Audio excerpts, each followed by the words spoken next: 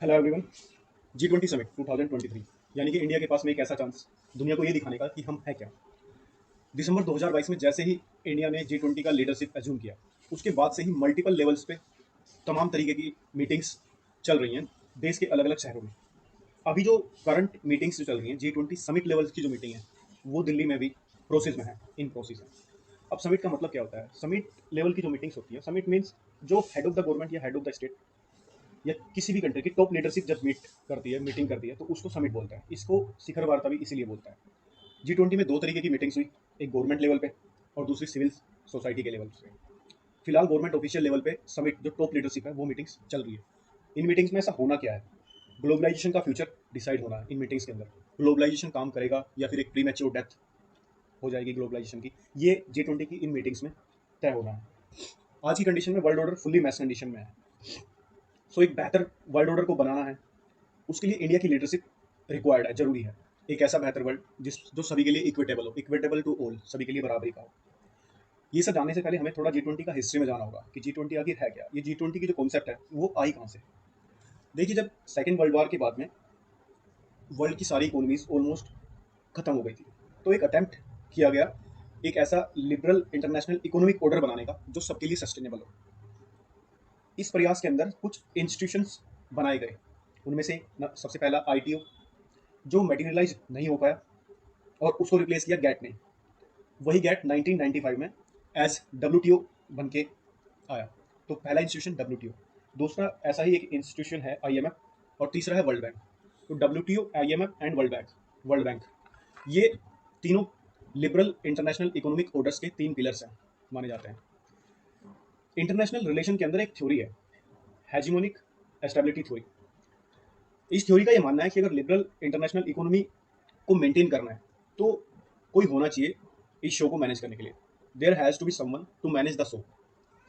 इसका मतलब है कि कोई ऐसा हो जो रूल्स बनाए और उनको फॉलो कराने का मादा रखता हो, इम्प्लीमेंटेशन उनका हो। तो ये कोई कंट्री भी हो सकता है, कोई सिंगल कंट्री या फिर कोई ग्रुप ऑफ कंट्रीज भी हो सकता है। इनिशियली ये रोल प्ले करा यूएस ने, क्योंकि उस सेकंड वर्ल्ड वॉर के बाद में सिर्फ यूएस एक ऐसी पोजीशन में था जो ये रोल प्ले कर सकता था, बाकी इकोनॉमीज टूट चुकी थी।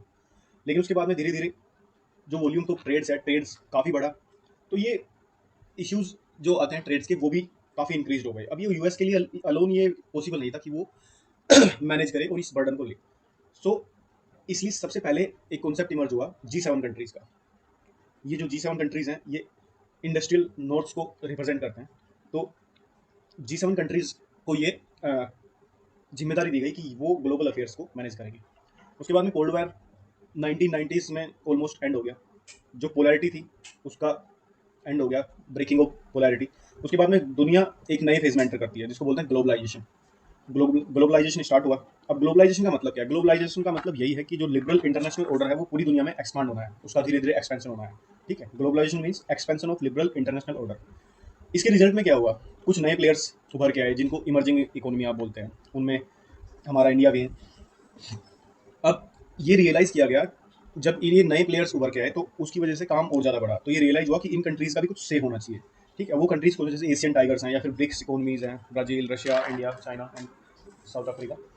तो अब ज़रूरत ये थी कि G7 में इतने मेंबर्स थे ही नहीं कि वो इस सब चीज़ों को अफेयर कर सके, और जो नई इमर्जिंग इकोनॉमीज़ हैं उनका भी कुछ से होना चाहिए। तो कुछ और नंबर्स ऑफ पार्टनर्स रिक्वायर्ड थे।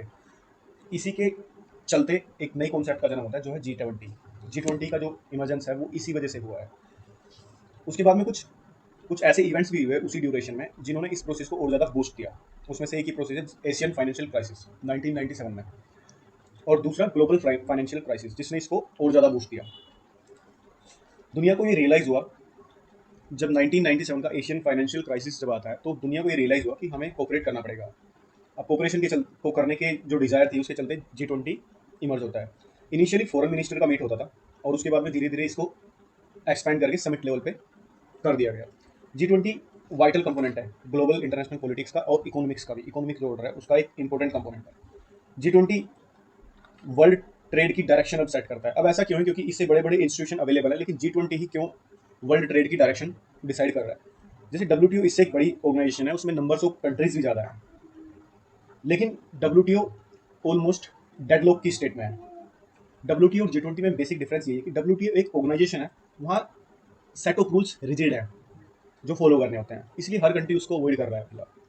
लेकिन G20 एक फोरम है, फोरम एक प्लेस है जहाँ पे डिस्कशंस होते हैं, वहाँ वॉलेंटरी कमिटमेंट्स होते हैं, लेकिन वो ऐसे कमिटमेंट्स हैं जिनमें हर कंट्रीज का से होता है।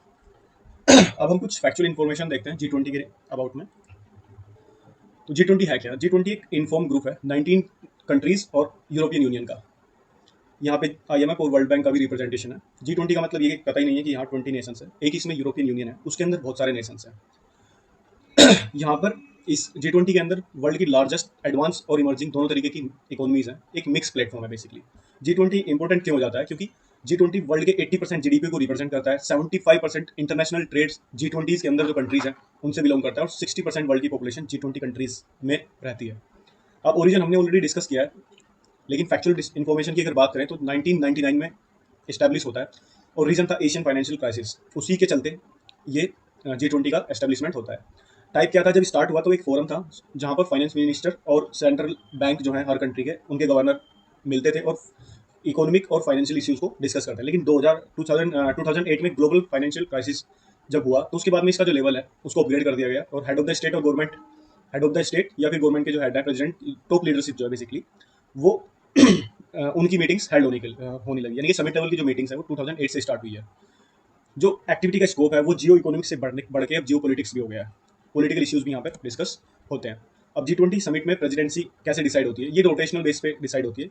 2008 के बाद से G20 की समिट ऑलमोस्ट एनुअली हो रही है under the leadership of rotating presidency. अब ये रोटेटिंग प्रेसिडेंसी का मतलब यही है कि जो प्रेसिडेंसी है वो रोटेशन से आती है, मतलब हर एक कंट्री के पास में टर्न वाइज ये प्रेसिडेंसी आएगी। अभी ट्रायो का जो कॉन्सेप्ट है ये क्या है? ट्रायो का में 3 कंट्रीज होते हैं बेसिकली। एक तो वो कंट्री जिसने लास्ट ईयर G20 की समिट हेड की है, एक करंट जो लीडर है, और एक नेक्स्ट जो लीडर है। यानी कि जैसे लास्ट ईयर इंडोनेशिया, अभी जो इंडिया में चल रही है 2023 में, और 24 में होगा ब्राजील में। तो इन तीनों की जो 3 लास्ट, नेक्स्ट और करंट जो लीडर्स हैं, इनको मिला के बोलते हैं ट्रायो का। ट्रायो का तो काम यही है कि आपस में कोऑपरेट करते हैं और एक दूसरे को हेल्प करते हैं समिट को कंटिन्यूटी मेंटेन करने के लिए। अभी G20 के मेंबर्स कौन कौन से हैं हमने आपको पहले डिस्कस किया कि G7 कंट्रीज पहली कॉन्सेप्ट थी, उसके बाद में G8 इमर्ज होता है जिसमें सिर्फ रशिया को इंक्लूड किया जाता है। उसके बाद में एक ब्रॉड कॉन्सेप्ट, जो ब्रॉडर कॉन्सेप्ट है, ब्रॉडर अम्ब्रेला जिसको हम बोलते हैं, वो है G20। उसके अंदर ये सारे कंट्रीज इंक्लूडेड है। स्लाइड में आप पढ़ सकते हैं। अब G20 काम कैसे करता है? G20 के अंदर 2 ट्रैक्स होते हैं, एक होता है फाइनेंशियल ट्रैक और दूसरा होता है शेरपा ट्रैक। फाइनेंशियल जो ट्रैक है उसके अंदर जो फाइनेंस मिनिस्टर हैं और सेंट्रल बैंक है जो हर कंट्रीज के, जैसे हमारा RBI है, ऐसे ही दूसरे कंट्रीज का भी सेंट्रल बैंक होता है। तो फाइनेंस मिनिस्टर लीड करता है, और सेंट्रल बैंक जो गवर्नर है वो भी इसमें जो फाइनेंशियल पॉलिसीज हैं उनके इंप्लीमेंटेशन से रिलेटेड जो पॉलिसीज हैं वो सब डिसाइड की जाती हैं। अभी शेरपा ट्रैक क्या है? बेसिकली शेरपा जो होता है ना, वो होता है कि कंट्री के टॉप लीडर्स का जो पर्सनल एनवॉय होता है ना, जो राजदूत जो होते थे, ठीक है, उसको शेरपा बोलते हैं। तो जो G20 का जो प्रोसेस है वो शेरपा ही, जो कंट्री का जो शेरपा होता है वो इसको लीड करता है। शेरपा ही प्लान बनाता है, शेरपास प्लान होते हैं, गाइड करता है, और नेगोशिएट जो करता है वो शेरपा ही करता है, किसके बिहाफ पे? On behalf of the leader of the country.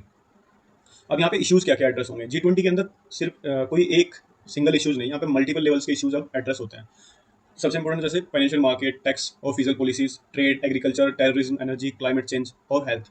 ये सारे ही इश्यूज यहाँ पे एड्रेस किए जाएंगे। ये एक ब्रॉडर प्लेटफॉर्म अब बन चुका है। इंडिया की प्रेसिडेंसी, 1 दिसंबर 2022 को इंडिया ने जो G20 की प्रेसिडेंसी है वो अज्यूम की, और हमारा लोगो G20 का है जो आप देख सकते हैं इस पिक्चर में, और जो हमारा थीम है वसुधैव कुटुंबकम का, वही हमने इस लोगो में दिखाया है।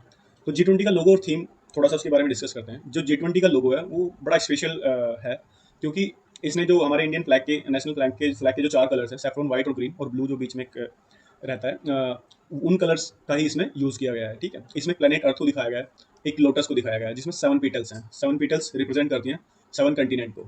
ठीक है, हमारी जो इस लोगो का मीन्स है वो जो प्लेनेट अर्थ है विद लोटस, इसमें क्या रिफ्लेक्ट करता है? Growth amid challenges. तो इंडिया की जो प्रो प्लेनेट अप्रोच है वो इस बेसिकली लोगों में रिफाइंड होती है। और one earth, one family, one future, यानी कि वसुधैव कुटुंबकम का जो हमारा थीम है इस लोगों का, वो यूनिकनेस इंडिया की दिखाता है। G20 guest. अब G20 में जो गेस्ट हैं ये कुछ इंटरनेशनल ऑर्गेनाइजेशंस हैं जो गेस्ट मेंबर्स इसकी रहेंगी, जैसे United nation, IMF, world bank और काफ़ी सारे लोग। यहाँ पर एक इस बार जो यूनिक हुआ है G20 की जो समिट है उसमें जो यूनिक हुआ है वो है अफ्रीकन यूनियन का रिप्रेजेंटेशन।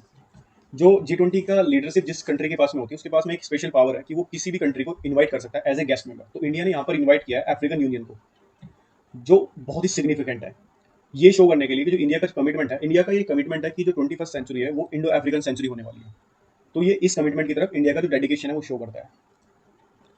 और स्पेन जो है, नेशंस में एक स्पेन एक ऐसा मेंबर है जो G20 का from the day of establishment एक परमानेंट गेस्ट मेंबर रहा है। बाकी इसके अलावा Egypt, Mauritius, Netherlands, Nigeria, Bangladesh और सिंगापुर, ओमान और यूएई जैसे कंट्रीज ये हमने एज ए गेस्ट इनवाइट किए हैं G20 में। तो G20 का एजेंडा क्या है? हमारे जो एक्सटर्नल अफेयर मिनिस्टर्स हैं डॉक्टर जयशंकर, उन्होंने G20 का एजेंडा क्लियर किया है और ये मिनिस्ट्री ऑफ एक्सटर्नल अफेयर की साइट्स पे अवेलेबल है। उसकी दो बेसिक थीम है जो G20 का एजेंडा रहेगा, वो रिलेटेड रहेगा women empowerment, digital public infrastructure, health, agriculture और culture, tourism, climate financing, circular economy, global food security, energy security, green hydrogen, disaster risk reduction और resilience, fight against economic crime and multilateral reform, जो कि इस G20 का main theme है। Multilateralism जो है वो इस टाइम पे बहुत ही प्रॉब्लमेटिक हो चुका है, तो उसको रिबिल्ड करना है। अब G20 की एनालिसिस, बेसिकली G20 की जो प्रेसिडेंसी है वो इंपॉर्टेंट क्यों है? एक ये इसलिए इंपॉर्टेंट हो जाती है क्योंकि जो G20 की इंडिया जो प्रेसिडेंसी हेड कर रहा है इंडिया, ये ऐसे ट्रीट नहीं किया जा रहा है कि एक रूटीन चेंज ऑफ गार्ड्स जो है, मतलब रूटीन वाइज जो आ गई है उसको ऐसे ट्रीट नहीं किया जा रहा है। रीजन क्या है? क्योंकि इसकी टाइमिंग एक ऐसी है ना, ये स्पेसिफिक टाइमिंग जो है, जो वर्ल्ड है वो एक्सट्रीम जियो पोलिटिकल और इकोनॉमिक क्राइसिस को फेस कर रहा है। जैसे कि अभी अभी जो टाइम है वो बड़ा क्रूशियल टाइम है जिसमें ये मीटिंग्स हो रही हैं। अभी अभी दुनिया कोरोना क्राइसिस से निकली है, रशियन यूक्रेन कन्फ्लिक्ट चल रहा है जिसकी वजह से वर्ल्ड में फूड सिक्योरिटी की क्राइसिस चल रही है। Global supply chain almost destruct हो चुकी है, इन्फ्लेशन आसमान छू रही है सभी कंट्रीज में। और सबसे बड़ी बात, जो ट्रस्ट है नेशंस के बीच में, ट्रस्ट अमंग नेशंस, वो बिल्कुल डिक्लाइनिंग फेज में है। तो इन सब की वजह से लेटरलिज्म जो है, यानी कि जो आपस में एक दूसरे के बीच में जो सहयोग होता है वो ऑलमोस्ट डिक्लाइनिंग फेज में है। Multilateralism is doomed now actually. So G20 को ऐसे देखा जा रहा है कि एक लास्ट अटेम्प्ट है मल्टीलैटरलिज्म को ट्रैक पे लाने का, ताकि जो नेशंस हैं एक दूसरे के ऊपर थोड़ा फेथ दिखाएं और दुनिया बेहतर तरीके से चले। तो G20 की लीडरशिप में इंडिया के पास एक चांस है इस समिट के जरिए ये दिखाने का, दुनिया को एक रास्ता दिखाने का। So I wish all the very best to Indian leaders. So India should come as a strong and better country.